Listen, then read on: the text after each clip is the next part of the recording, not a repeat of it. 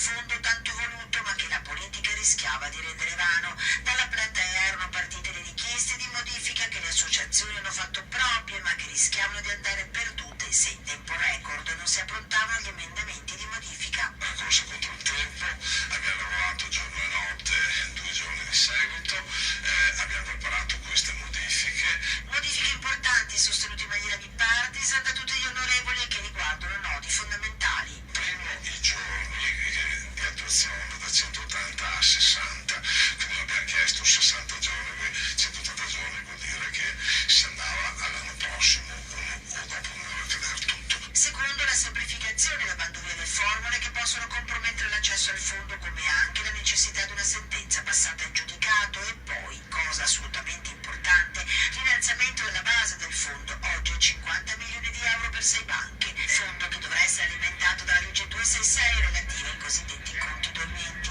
qualche ora di sonno per le varie associazioni, la verifica degli emendamenti presentati e poi la parola passa alla Camera dei Deputati chiamata mercoledì a